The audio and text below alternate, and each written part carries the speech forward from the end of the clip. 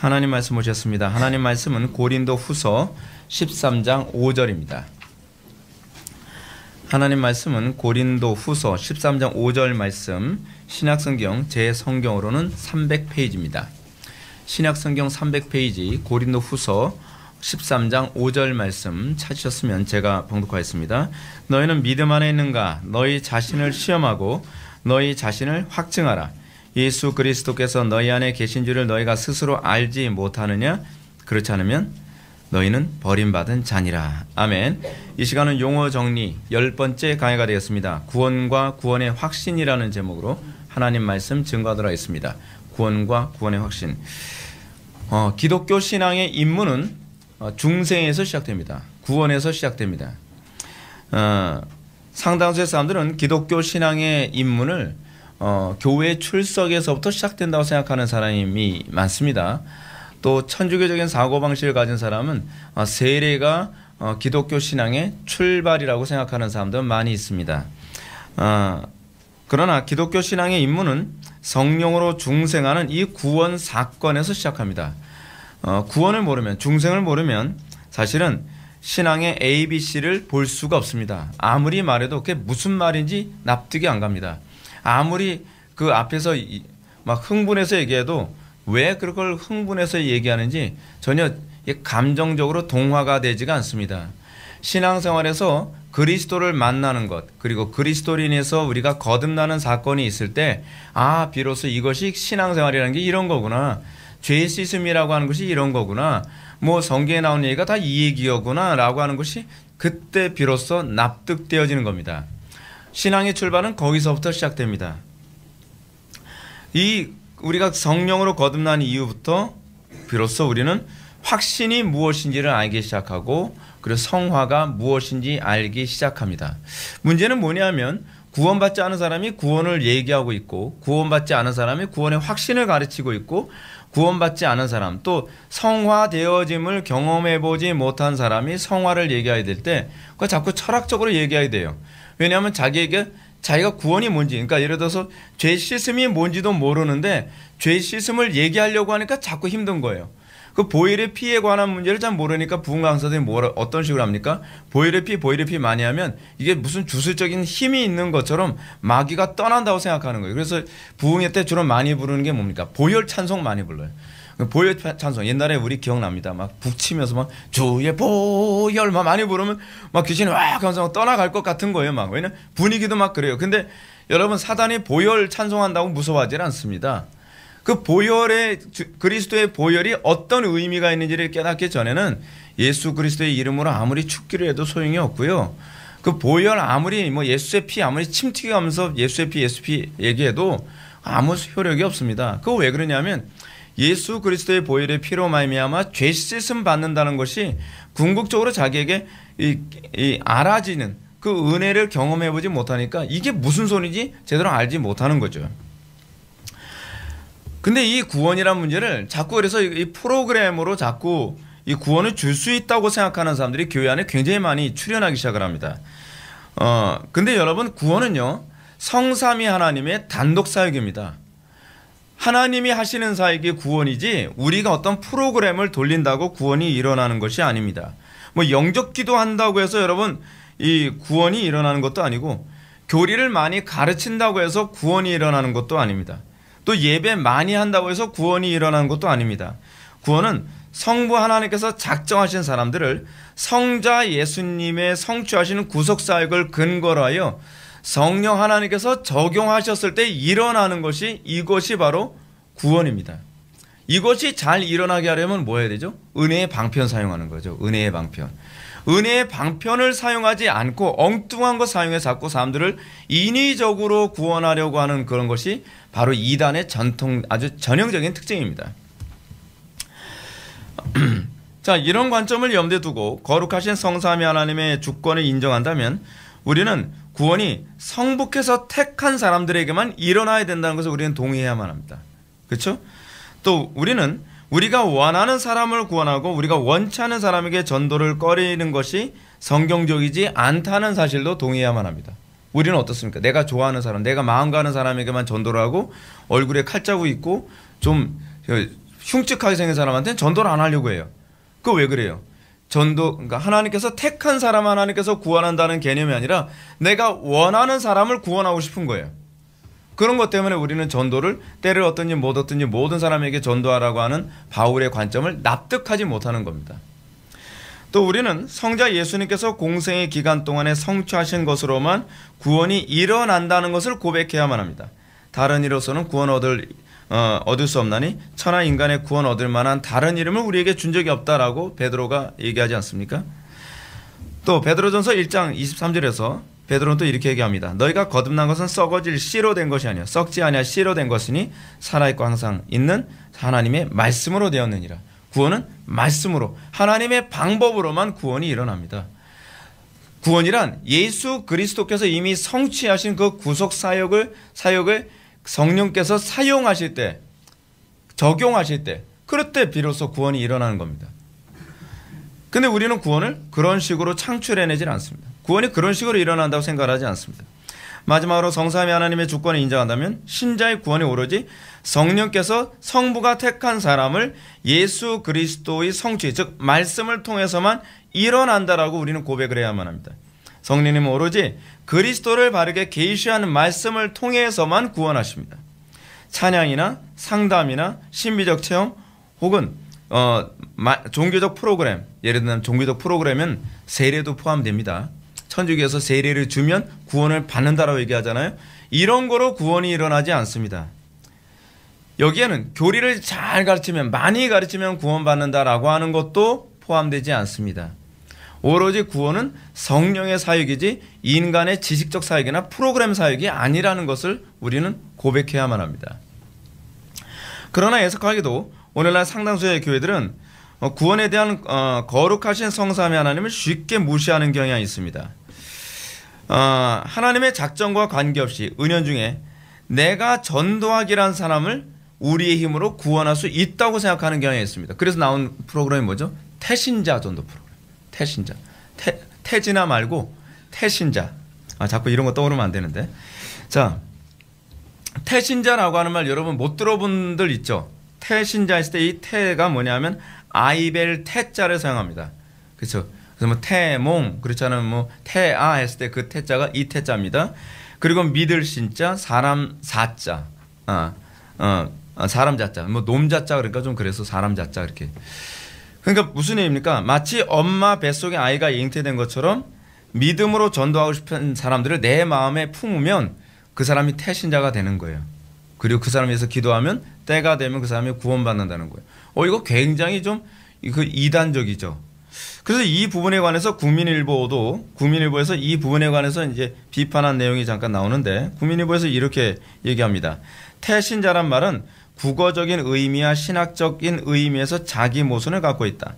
태신자라는 말이 전도를 통해 새로운 생명의 탄생이라는 것에 의미를 두고는 있지만 신자라는 말과 충돌을 빚고 있다는 것이다. 신자는 이미 믿음을 가진 사람을 말한다. 그러니 태신자라는 말은 태 속에 있는 믿음을 가진 신자라는 의미다. 미래적인 의미고 믿음의 선포지만 교회에 출석하지 않은 사람을 신자라고 부를 수 없다. 적절하죠. 아주 적절한 표현입니다. 근데 우리는 신학적으로 검증되지 않은 이런 용어들을 너무나 자연스럽게 많이 사용합니다. 그러면서 태신자 카드를 만들어가지고 각자 마음에 태신자를 뭐 적으라는 거예요. 자기가 마음에 품었던 사람. 그렇게 하면 안 됩니다. 이게 얼마나 비성경적이고 이단적인지 모릅니다. 사람들이 자꾸 이렇게 해요. 목사님 그래도 구원 받잖아요. 구원은 옳아서 받은 게 아니에요. 하나님의 주권 때문에 받은 거지. 그러나 잘못한 방법으로 전도하는 것에 대한 후유증은 감당해야 돼요. 그 후유증 때문에 한국교회가 이 지경까지 온 거예요. 우리는 자꾸 긍정적인 부분만 보자 그러죠.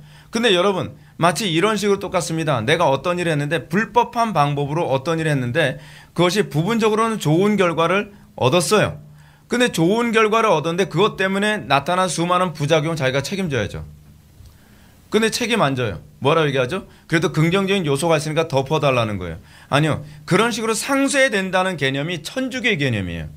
천주교 개념이 뭡니까? 내가 공덕을 많이 쌓으면 내가 이제껏 지은 죄가 상쇄된다고 생각하는 거 아닙니까? 그렇게 되나요? 아니요. 상쇄 안 돼요. 내가 잘못한 것에 대해서는 책임을 져야죠. 내가 잘못한 것에 대해서는 반성이 있어야죠. 근데 우리는 반성을 하지 않아요. 그것이 한국교회가 지금 잘못 가고 있는 전형적인 모습 중에 하나입니다. 그래서 퓨리티하게 가는 걸 좋아하진 않아요. 뭐 순수하게 정확하게 가는 걸 좋아하지 않아요. 그래도 좋은 결과 있으면 뭐 나쁜 결과는 눈 감아줘야 되는 거 아닌가요? 그렇게 생각하면 곤란하죠. 이게 굉장히 위험한 겁니다. 이 태신자 개념은 은연중에 사람의 구원이 인간의 선택과 주권에 있다고 생각하는 개념이 밑바탕에 많이 깔린 겁니다. 뿐만 아니라 오늘날 기독교는 구원이 오직 성자 예수 그리스도의 성취에 기여한다는 고백을 제대로 이해하지 못하고 있는 것 같아요. 상당수의 사람들이 복음이 아닌 어떤 찬양이나 프로그램 혹은 신비적 체험을 통해서 구원을 받았다고 고백을 합니다. 어떤 사람은 그럽니다. 저는요 원래 믿음이 없었는데 어느 모 교회 갔다가 장풍 맞고 예수 믿게 됐어요. 그래서 쓰러진 것이 이게 뭐 신비적 체험이 돼가지고 이걸 신앙이 됐다고 얘기하는 거예요. 그건 미혹이에요. 미혹과 신앙은 별개 문제입니다. 우리는 이 용어를 제대로 구분을 못해요. 어떤 사람은 막 어느 집회 갔다가 무슨 금가루 날리는 거 보고서 예수 믿게 됐다든지, 어떤 사람은 찬양 통해서 예수 믿게 됐대요. 막 너무 기뻤다는 거예요. 여러분, 그 구원은 그런 식으로 기뻤다라고 그런 식으로 오는 게 아니에요. 내가 죄인이라는 걸 깨닫고 죄로부터 자유케 되어지는 것이 구원이지, 그런 식으로 나는 그때 회심했대요. 그걸 누가 회심이라고 쳐주나요? 성경이 그걸 회심이라고 얘기하지 않는단 말이에요. 그런 식으로 그리스도 없는 구원을 자꾸 창출해내는 거죠. 그렇죠? 은사적 신비한 체험, 그렇지 않으면 어떤 음악 같은 것을 통한 황홀경, 이런 것을 통해서 믿음을 자꾸 조작해내는 거예요. 그것을 통해서 믿음이 있는 것처럼 자꾸 만들죠. 그리고 그런 사람들이 나중에 어떻게 해요? 찬양 사역자가 된다 그래요. 찬양 사역자. 찬양 사역자 된다면서 그 찬양 사역자들이 얼마나 성범죄 많이 저질러서 문제가 됐습니까? 찬양 사역자들도 문제고, 그리고 그런 사람들 중에서 목사가 되기도 하고, 목사가 돼가지고 기타 둘러매고 돌아다녀요. 그거 참 보기가 그렇거든요. 목사가 됐으면 말씀 전가할 생각을 해야지. 왜 목사가 자꾸 그 옛날에 그 기타 치던 거 생각하면서 자꾸 돌아다니면서, 저도 어쩌다 한 번씩 기타 치지만 그 기타 치는 걸 제가 정지하는 건 아닌데, 그게 주가 되는 걸 문제라고 제가 말씀드리는 겁니다. 그러니까 이런 고백의 흔들림으로 말미암아 그리스도를 통한 구원 혹은 말씀을 통한 구원을 더 이상 믿지 않게 되는 거예요. 기분 좋게 구원받는 방법이 있다고 생각하는 거죠. 그러니까 어떻게 됩니까? 점점 종교 통합이 여기서 오는 거예요. 은사로 통해서 구원받을 수 있고, 어떤 엑스타시로 구원을 받을 수 있고, 어떤 신비적 체험으로 구원받을 수 있다고 하니까, 그러면 굳이 기독교에만 구원이 있다라고 얘기하면 곤란하다는 결론에 도달하게 되는 거죠. 이런 비성경적인 태도로 말미암아 성령 하나님의 주권적 구원 사역은 성부 하나님의 선택과 성자 예수님의 성취를 무시하고 일어난다고 생각합니다. 성령께서 그렇게 하시나요? 성령께서 성부 하나님의 주권, 성자 예수님의 주권 무시하면서 구원할 수 있다고 얘기합니까? 아니요. 전혀 그렇지 않습니다. 이거는 요한복음 16장에도 선명하게 나타난 얘기입니다. 성령님만 의지하면 성부 하나님의 선하신 약정과 그리스도 통한 올바른 복음은 무시해도 된다는 식의 사고가 오늘날 교회 안에 팽배해져 있습니다. 이렇게 거룩하신 성삼위 하나님의 구원에 대한 주권이 멸시를 받으면서 구원의 확신교리도 심각한 혼란을 겪기 시작합니다. 왜 오늘날 구원의 확신교리가 혼란에 빠졌는가? 그것은 성부와 성자의 주권을 무시하고 성령 하나님의 주권만 인정하는 태도 때문에 나타나는 현상입니다. 그래서 오늘날 우리의 소위 구원의 확신은 주로 무엇으로 하죠? 직관으로 하죠. 느낌으로 하죠. 그것만큼 위험한 게 어디 있습니까? 오웬이 얘기하는 것처럼 우리의 확신을 느낌에만 의존하는 것, 마치 잠깐 있다가 없어지는 감정에만 의지한다는 것만큼 위험한 것이 어디 있나 라고 하는 말은 우리가 새겨야 될 필요성이 있는 표현입니다. 오늘날 구원의 확신은 더 이상 성삼위 하나님의 주권에 의해서 이해되지 않습니다. 구약과 신약에 언급된 구원의 확신은 신자가 성령 하나님에 의하여 성자의 구속 성취를 통해 성부 하나님의 선하신 경륜 안에 참여하는 것을 통해서 내가 구원받은 존재인가 아닌가를 알 수 있게 됩니다. 이것이 우리가 구원을 확신하는 객관적인 근거예요.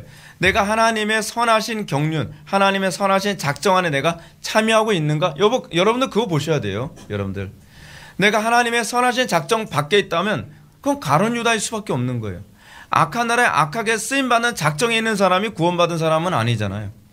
선한 날에 선하게 쓰임받기로 작정된 사람들이 그 구원받은 사람들이거든요. 이거 경륜 안에서 보는 거예요. 구원의 확신이라는 개념이. 이것을 바울은 오늘 본문에서 너희는 믿음 안에 있는가 너희 자신을 시험하고 너희 자신을 확증하라. 예수 그리스도께서 너희 안에 계신 줄을 너희가 스스로 알지 못하느냐? 그렇지 않으면 너희는 버림받은 자니라 라고 이렇게 언급하고 있는 것입니다. 신자가 구원을 확신하는 것은 자기 확신이 아닙니다. 확신반에서 성경 공부했다고 해서 확신하는 게 아닙니다. 오늘은 확신을 오늘날 누가 줍니까? 성령님이 안 줘요. 확신반이 줘요. 확신반. 교회 안에 오래 다니면 그 이제 구원의 확신이 생겨야죠. 네. 그런 확신반에 들어오십시오. 아니 확신반에 들어와서 확신한다는 이 개념이 교회에서 안에서 한 번도 없었던 개념이에요. 근데 아무렇지도 않게 확신반 뭐 이런 책이 나와요. 또 성장반 뭐 이런 얘기 나와요. 아니 구원받지도 않은 사람이 어떻게 성장을 해요? 죽은 나무에 물 많이 주면 성장합니까? 그 모순이잖아요. 인간의 전적 타락이라고 하는 이 개념을 안다면 성장반, 확신반 이건 있을 수가 없어요. 무슨 반으로 여러분 무슨 월반합니까? 이게 학교 교육의 개념을 교회 안에 그대로 갖다 붙인 건데 여러분 그렇게 하는 게 아니에요.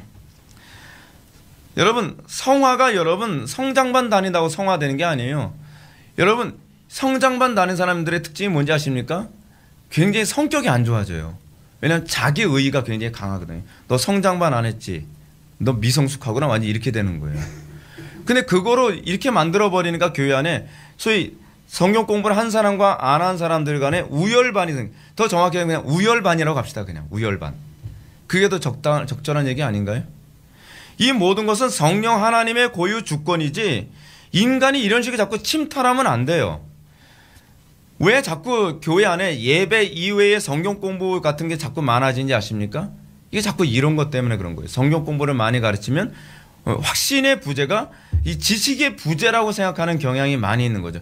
물론 지식과 확신에 관한 문제가 연결이 안 돼 있다는 얘기는 아닙니다. 그런데 지식으로 사람들에게 확신을 줄 수 있다고 생각하는 것은 아주 위험한 발상이에요. 성경적이지 않은 발상이라는 얘기죠. 구원의 확신은 거룩하신 성삼위 하나님께서 자신에게 행하신 흔적을 통해 아는 것입니다. 하나님께서 나에게 행하신 흔적, 그것을 통해서 구원의 확신을 얻게 되는 거예요. 성령께서 신자를 그리스도께 연합시켜 그리스도의 거룩하신 삶에 참여하고 그 연합된 삶은 성부 하나님의 거룩하신 경륜에 우리가 참여하는 것을 통해서 아, 나 구원받은 존재구나 라고 하는 것을 알게 되는 거죠.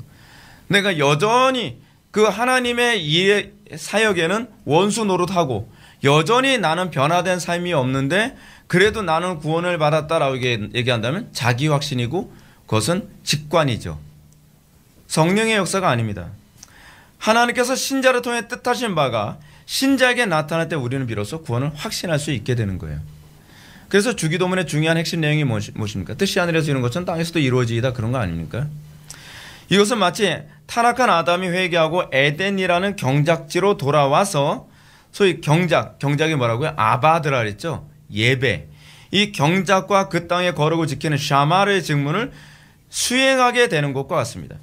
이것을 우리에게 구체적으로 적용한다면 종교적인 영역뿐만 아니라 삶의 모든 영역에서 뭐 하는 거예요? 가정, 직장, 교회, 캠퍼스, 뭐 사회 전 영역에서 이제 어떤 일하는 거예요? 예배자의 삶을 살게 되어지는 거.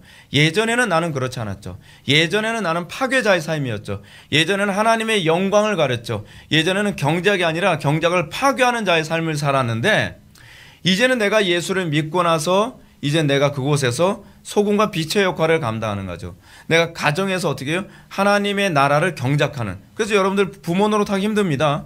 근데 부모가 돼서 내가 예수 믿고 거듭난 이유는 어떻게 해요? 거의 경작자의 삶을 살아가는 거예요. 이제는요. 가정 안에서 하나님의 나라를 이루기 위해서 가정 안에서 열심히 경작하고 그리고 직장에서 열심히 경작하고 그리고 모든 사람들의 관계 안에서 경작하고 사회 안에서 경작하고 그러면서 어떻게 해요? 그곳에 하나님의 통치를 구현하면서 사는 그게 예배거든요. 그게 예배예요. 그리고 가정 안에 거룩이 침해당하지 않도록 이 샤마르하는 그것을 지켜내는 이 사역을 동시에 감당하는 것. 그것이 이스라엘 백성들의 가나안 전쟁의 핵심이 아니었나요? 가나안 전쟁의 핵심은 두 가지라고 할 수 있어요. 하나는 거룩을 확산시키는 것이고 하나는 부정이 들어오지 못하도록 지켜내는 거예요. 그래서 타협하지 말라고 얘기하잖아요.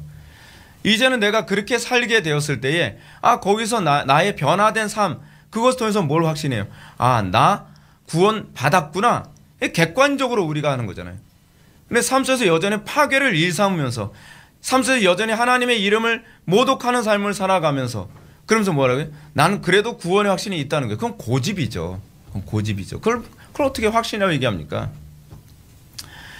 그래서 제가 이런 거 얘기해주면 어떻게 해요? 왜 자꾸 구원의 확신을 흔드네요? 구원 못 받게. 아니, 구원의 확신이 흔들려서 구원 못 받으면 구원 못 받을 사람이죠. 이게 구원의 확신이 그거하고 아무 관련이 없어요. 이런 이유 때문에 예수님은 공생의 기간에 회개와 하나님의 나라를 선포한 후에 삭개오처럼 회개에 합당한 열매를 맺은 사람들에게만 뭐라고 말씀하십니까? 오늘 구원이 이 집에 이르렀으니 이 사람도 아브라함이 자손이로다 라고 얘기합니다. 따라서 예수님은 나더러 주여 주여 하는 자마다 다 천국에 들어갈 것이 아니요 다만 하늘에 계신 내 아버지의 뜻대로 하는 자라야 천국에 들어갈 거라고 얘기하고 있습니다. 이들이 비로소 주님의 이름으로 선지자 노릇하며 주님의 이름으로 귀신을 쫓아내며 주님의 이름으로 많은 귀신을 행하지 아니하였나이까라고 항변할지라도 예수님은 뭐라고 말씀하십니까? 내가 너희를 도무지 알지 못하노니 불법을 행하는 자다 나에게서 떠나가라 라고 얘기하고 있습니다. 그들이 귀신 쫓고 능력 행하고 병 고치는 거 그것이 하나님 나라 백성 구원받은 사람들에게 나타나는 특징은 아니라는 거예요. 문제는 그들은 경작을 안 해요. 하나님 나라 경작을 하지 않는단 말이에요. 거룩이 없어요. 그리고 거룩을 확산시킴이 없단 말이에요. 구원이 성령님에 의하여 성부께서 작정하신 성자의 성취하신 사역에 참여하는 자들에게만 확신할 수 있는 것이라는 사실은 구약에서 쉽게 발견할 수 있습니다. 이게 구약과 신약의 일관성이거든요. 구약에서 구원은 선택받은 자들, 즉 이스라엘 백성에게만 나타납니다. 그렇죠? 그것이 이제 구원의 기본적 원리예요. 선택받은 사람. 근데 이 선택이라는 개념이 좀 복잡한 개념입니다. 그래서 하나님께서는 이 민족적으로 이스라엘 백성을 선택하지만 이 성부의 선택과 이 작정하심이 또 연결되어 있습니다. 어떻게 해요? 이 선택을 표면적으로만 본다면 민족적으로만 보이죠. 근데 실제로 이 받음은 믿음에 의해서 그 민족 안에서도 믿음으로 반응한 사람만이 선택받은 거예요. 그러니까 이 범주가 더 좁아요. 그래서 이 민족적으로 선택받았는데 구원받은 사람은 그 민족 안에서 하나님의 말씀에 반응하는 사람들만 사실은 구원받는 거 아닙니까? 그러니까 선택이라는 개념은 1차적으로는 어떤 개념이냐면 복음을 접하는 것이 선택이에요. 복음을 접할 수 있다는 것 자체부터가 선택이죠. 근데 그 복음을 접했는데 복음을 접했다고 해서 모든 사람들이 다 구원받는 건 아니죠. 그 안에서도 믿음으로 반응하는 사람들에게만 구원이 일어납니다. 예를 들어서 여러분 이스라엘 백성들이 출애굽을 했다고 해서 다 가나안 땅에 안 들어갔죠. 가나안 땅에 들어간 사람들은 어떤 사람만 들어갔습니까? 그 땅 악평하지 않고 믿음으로 반응한 사람들만 가나안 땅에 들어갔습니다. 가나안 땅에 들어간 그들에게 우리가 들어가서도 그 선택과 또 이 믿음이라는 개념은 또다시 또 나눠지게 됩니다.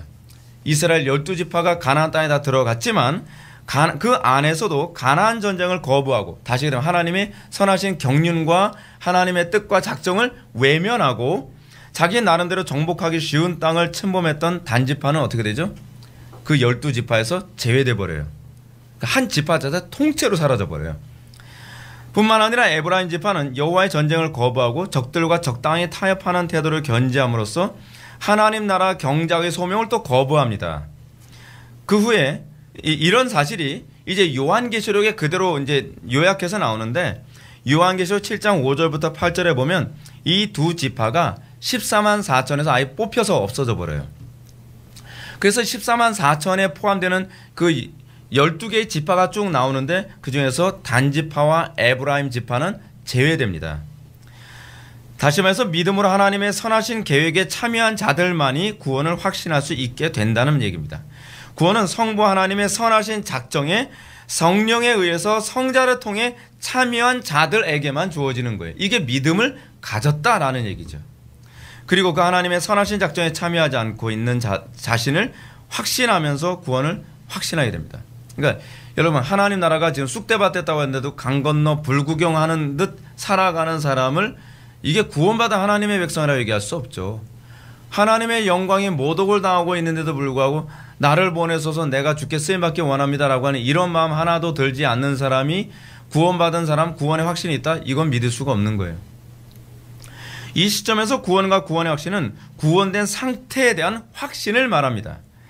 너무나 당연한 사실이지만 많은 사람들이 구원의 확신을 지금은 구원을 안 받았지만 천국에 가서 천국에 들어갈 확신이라는 개념으로 오해를 하고 있어요. 그 개념이 아니에요. 구원이라고 하는 것은 이미 내가 받은 것에 대한 확신이에요. 그것이 구원의 확신이죠. 이게 당연한 얘기인데 잘못 가르쳐서 이 당연한 얘기도 이렇게 핏대 세워가면서 설명을 해야 돼요. 물론 구원을 받은 상태에 있을지라도 확신하지 못할 수도 있어요. 이것 또한 오늘날 상당수의 교회들이 또한 가르치고 있는 표현이기도 합니다. 그러나 확신을 못했다고 해서 구원을 받지 못하는 건 아니에요. 무슨 얘기인지 아시죠? 구원은 객관적인 사건이고 확신은 주관적인 인식의 문제예요. 그렇죠?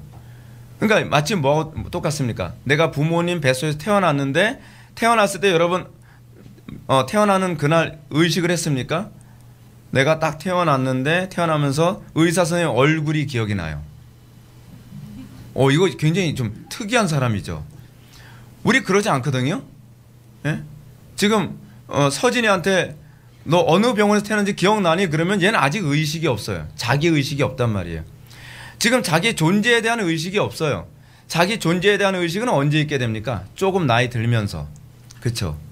근데 우리는 마치 내가 태어나자마자 의식이 있어야 된다고 생각해요. 그래서 여러분 중생은 무의식에 작용한다는 얘기가 그래서 그런 겁니다. 중생은 무의식이에요. 근데 확신은 언제 하죠? 시간이 좀 지나고서 확신하는 경우가 많아요. 물론 특별한 케이스도 있습니다. 특별한 케이스는 그 중생과 동시에 회심하는 경우도 있어요. 근데 그건 부흥기 때 주로 일어나는 일이지 거의 보편적으로는 안 그럽니다. 이건 마치 구원과 확신에 관한 문제는 이거와 같습니다. 여러분 어떤 학생이 시험을 쳤습니다. 시험을 쳤는데 확신이 없어요. 붙을 확신이. 확신이 없으니까 이 학생은 떨어진 건가요? 아니 붙고 안 붙고는 확신이 결정하는 게 아니잖아요. 붙고 안 붙고는 뭐가 결정해요? 객관적인 성적이 결정하는 거예요. 성적이 커트라인 넘었으면 들어가는 거고 커트라인 안 넘었으면 확신을 제한을 해도 소용이 없는 거죠.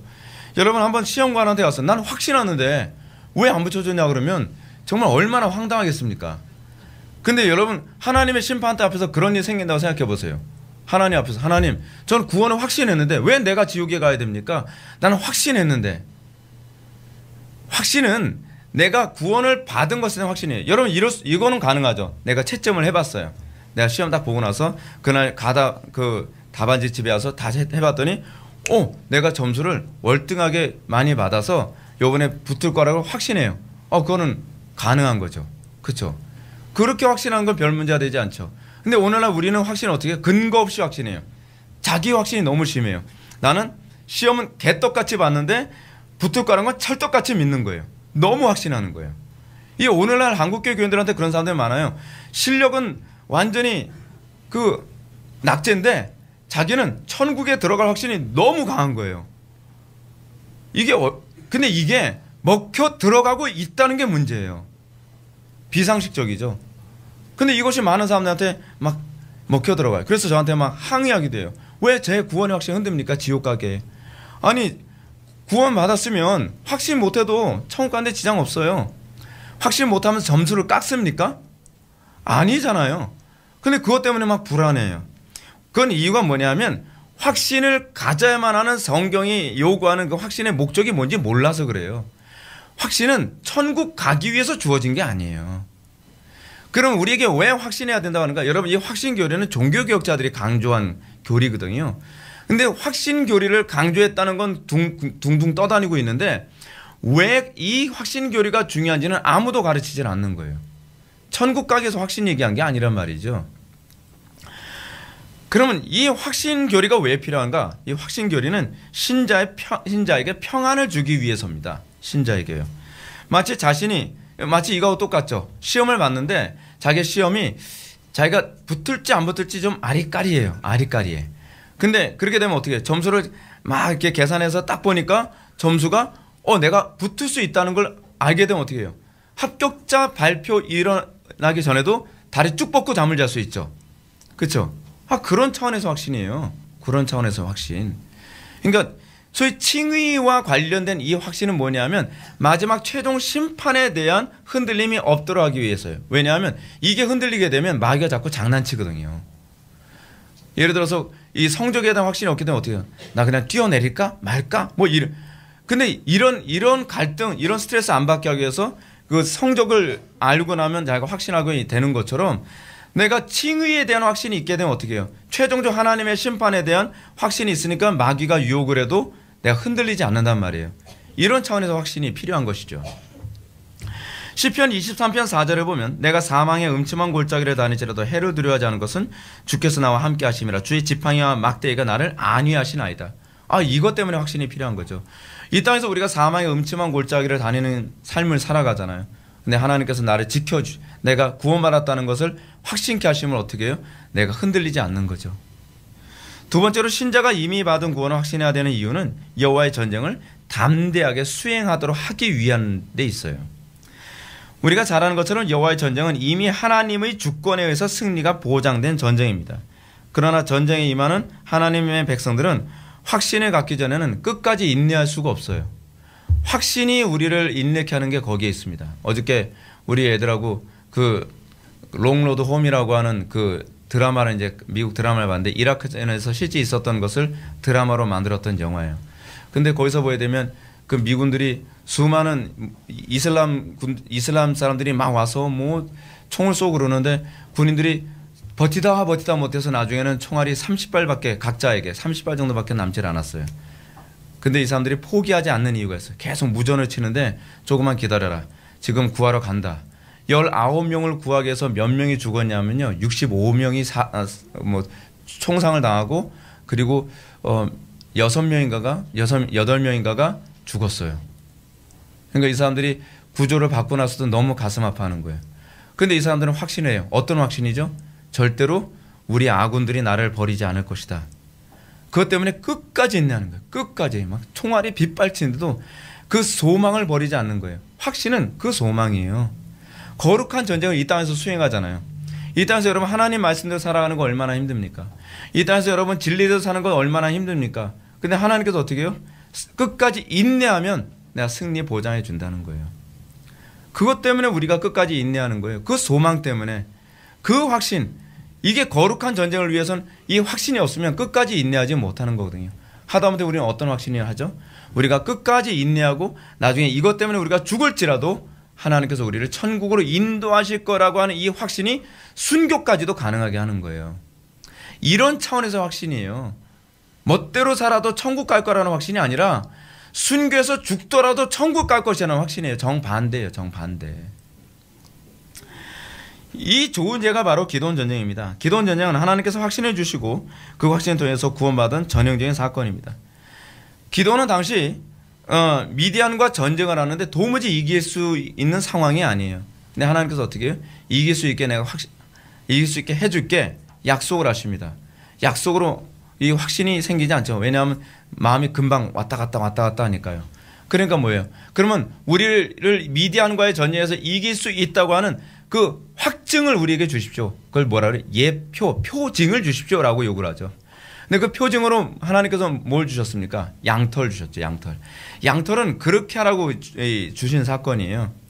승리를 보장해 주는 거죠. 그래서 어느 날 새벽은 양털을 제외한 주변이 다 이슬이 가득하고 그 양털은 뽀송뽀송하고 또 하루는 양털만 이슬에 젖어 있고 주변은 다 말라 있게 그렇게 하셔서 내가 너의 전쟁을 반드시 승리케 할 것이다 라고 우리들에게 약속하시는 거죠.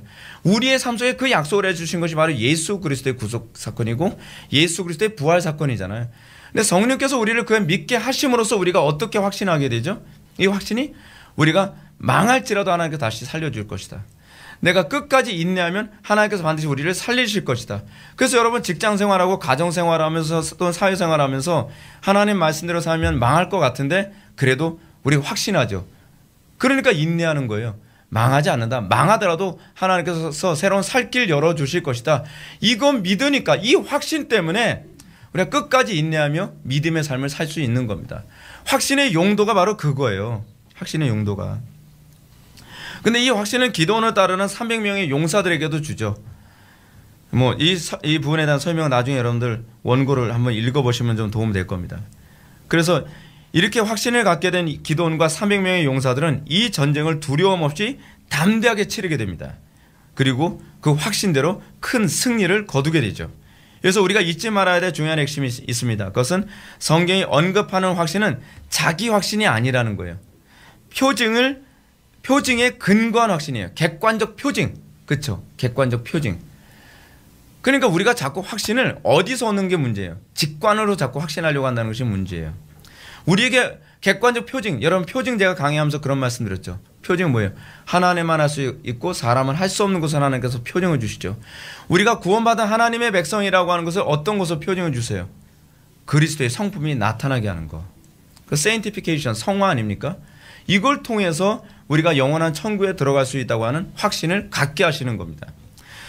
세 번째로 성경이 신자에게 확신을 주시는 이유는 이미 주신 약속을 보증하기 위해서입니다. 마치 계약을 체결한 후에 이 도장 찍는 거하고 같은 개념이죠. 그렇죠?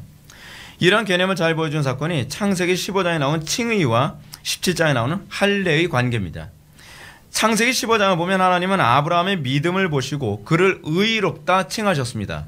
근데 의롭다 칭했는데 이게 뭐 서면적으로 나온 게 하나도 없잖아요. 하나님께서 믿음으로 의롭다 칭하시니까 그 다음에 뭐예요? 이거를 끝까지 믿을 수 있는 확신을 가질 수 있는 표징을 이제 하나님께서 주시죠. 뭐예요? 할례를 주신 거죠. 할례는 이 칭의됨에 대한 확신하도록 하나님께서 주시는 인장이죠. 많은 사람들이 칭의로 확신할 수 없다고 얘기하는데 그건 거짓말입니다. 성경은 칭의의 확신을 할례로 얘기하고 있거든요. 틀림없이. 근데 이 할례가 어떤 식인가? 여러분 사도 바울의 지적처럼 행위 이전에 이 칭의가 있었다는 것을 먼저 봅시다. 만약 아브라함의 행위로서 의롭다 하심을 받았으면 자랑할 것이 있으려니와 하나님 앞에서는 없느니라. 성경이 무엇을 말하느냐? 아브라함이 하나님을 믿음에 그것이 그에게 의로 여겨진 바 되었느니라. 근데 칭의는 체험적으로 느껴지지 않거든요. 여러분 어느 날 여러분 칭의 될 때 아브라함처럼 음성 들으셨습니까? 우리 중에 아브라함처럼 음성 들은 사람 하나도 없어요. 하나님께서 내가 너를 의롭다 하리 라라라 그렇게 안 했단 말이에요. 근데 우리는 의롭다 칭하면 그럼 어떻게 확신하냔 말이에요. 하나님께서 이렇게 믿음으로 의롭다 칭하시는 이건 하나님께서 주권적으로 의롭다 칭하신 것인데 이 구두로 약속한 것을 17장에 넘어가면서 아브라함에게 할례를 통해 의롭다 칭함을 표징으로 주셔요. 내 살이 너희 살에 있어 영원한 언약이 되려니와 이렇게 얘기합니다. 이렇게 설명하면 또 이런 얘기하죠. 할례는 사람이 한 거 아니에요. 하나님이 하셔야 되는 거 아닌가요? 맞습니다. 그래서 신약에 와서 그것이 할례가 육신의 할례가 아무 의미가 없다고 사도 바울이 가르쳐요. 육신의 할례는 사람이 한 거잖아요. 육신의 할례는 뭐예요? 사실은 상징적인 의미, 마치 성찬과 같은 개념을 가지고 있는 거예요. 세례와 성찬의 개념. 그렇기 때문에 육신의 할례 아무 의미 없다. 머리 세례 받은 거 아무 의미 없다. 할례는 어디에 받아야 돼요? 마음에 받아야 돼요. 근데 그 마음의 할례를 누가 해요? 하나님만 하시죠. 마음의 할례 받았을 때 내가 구원의 확신을 확신할 수 있게 되는 것입니다. 바울이 이렇게 얘기합니다. 오직 이면적 유대인이 유대인이며 할례는 마음에 할지니 영에 있고 율법 조문에 있지 아니하는 것이라. 그 칭찬이 사람에게서가 아니요 다만 하나님에게 선이라 라고 얘기합니다. 여기서 마음의 할례는 사람이 하지 못합니다. 이것은 하나님께서 사람의 마음에 해 주셔야 됩니다. 마음에 하나님께서 할례를 행하셨다는 말은 자신이 여러분들이 칭의된 존재요, 여러분들이 하나님의 언약에 참여한 존재라는 것을 하나님께서 확신할 수 있도록 확인 가능하게 우리에게 주시는 겁니다.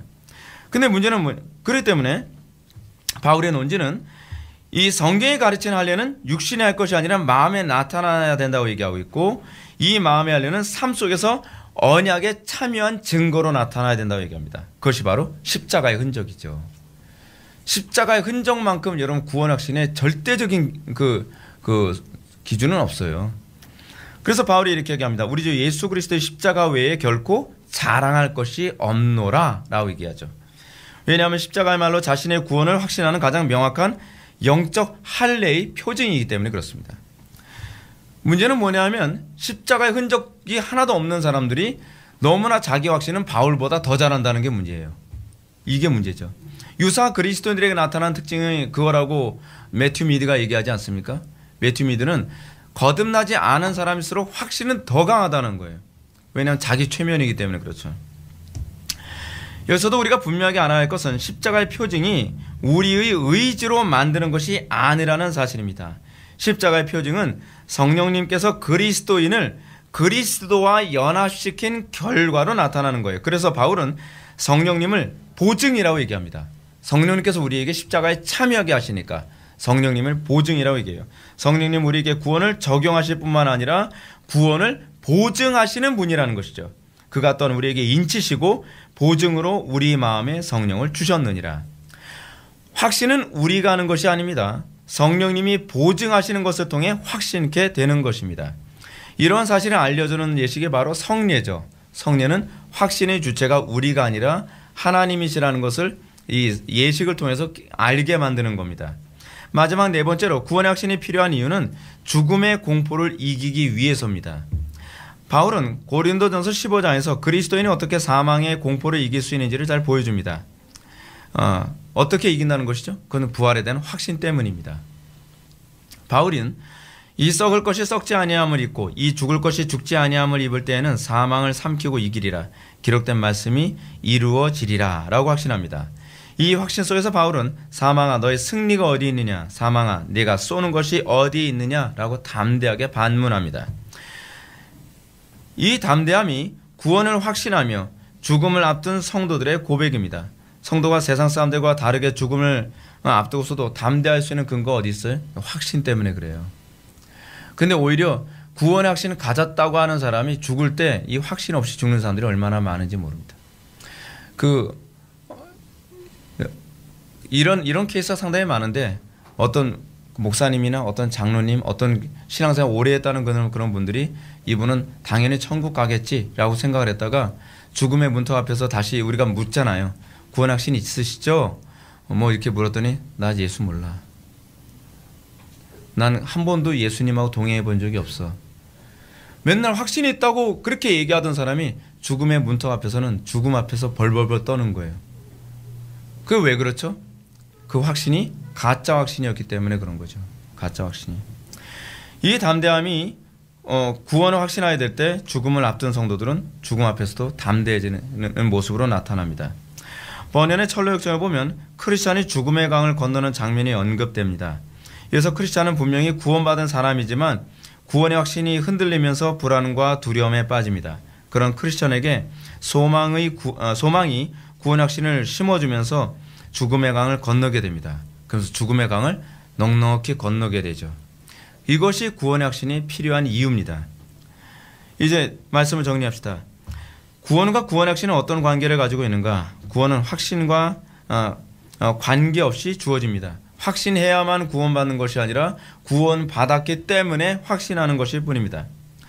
구원을 받은 사람이 확신하게 되는 것일 뿐입니다. 그러나 확신의 주체는 우리 자신이 아닙니다.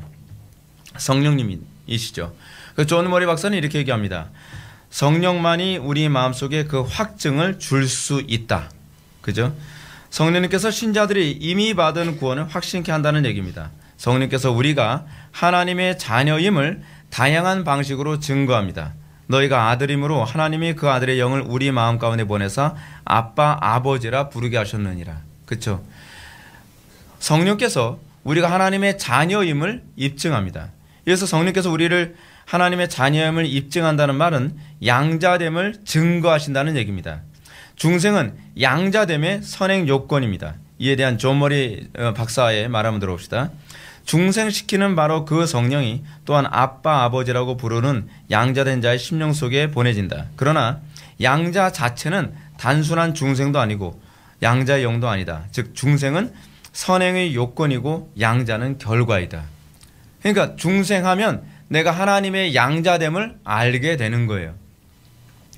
머레이 교수가 성령만이 우리 마음속에 그 확증을 줄 수 있다는 말은 심자의 마음속에 있는 주관적 확신을 의미하지 않습니다. 성령께서 우리로 하여금 어떻게 하는 거예요? 아버지를 닮도록 만드시죠. 그게 그런 식으로 증거하신다는 거예요. 성령께서요. 느낌으로가 아니라 우리를 아버지를 닮도록 만드시고 혹은 자녀로서 간섭하시고 혹은 자녀로서 아버지의 말씀을 따르고 사랑하고 그 거룩한 사역에 헌신하도록 만드는 거. 그건 양자형이 들어갔을 때만 가능하거든요. 양자형이 들어왔을 때만 정말 아버지를 따르고 싶고 정말 닮고 싶고 사랑하는 마음이 생기지 않습니까? 스스로 하나님의 자녀라고 하면서도 하나님을 끊임없이 거역하고 사랑하지 않으며 마귀를 점점 닮아간다면 그는 성령의 확신케 함이 사실은 없는 겁니다. 보증이 없는 거예요. 성령의 보증이 그에겐 없는 겁니다.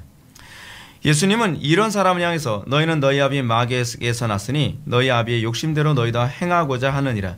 그는 처음부터 살인한 자요 진리가 그 속에 없으므로 진리에 서지 못하고 거짓을 말할 때 제 것으로 말하나니 이는 그가 거짓말쟁이요 거짓의 아비가 되었습니다. 바리새인들은 자기들이 점점 마귀를 닮아가고 있음에도 불구하고 우리 아버지는 아브라함이다 뭐 이렇게 얘기를 합니다. 근데 그거는 착각하는 거죠. 그것이 거짓된 구원의 확신의 전형적인 특징입니다. 성령께서 성도의 마음속에 확증을 주셔서 이런 자녀다운 변화가 나타나는 것을 바울은 다른 말로 성령의 보증이라고 얘기합니다. 바울은 구원받은 성도들에게 이런 보증이 나타나야 된다고 다음과 같이 가르칩니다. 그가 또한 우리에게 인치시고 보증으로 우리의 마음에 성령을 주셨느니라. 또 이것을 우리에게 이루게 하시고 보증으로 성령을 우리에게 주신 이는 하나님이시니라. 무엇보다 구원을 확신케 하는 성령의 보증은 마음의 할례라고 할 수 있습니다. 마음의 할례는 신명기 30장 6절의 말씀처럼 마음을 다하며 뜻을 다하여 내 하나님 여호와를 사랑하게 하사 너로 생명을 얻게 하실 것을 말합니다. 이것은 그리스도의 마음입니다. 그러므로 바울은 예수 그리스도께서 너희 안에 계신 줄을 너희가 스스로 알지 못하느냐? 그렇지 않으면 너희는 버림받은 자니라 라고 얘기합니다. 우리 안에 그리스도께서 거하신 것을 알지 않은 방법이 뭐예요? 마음의 할례죠.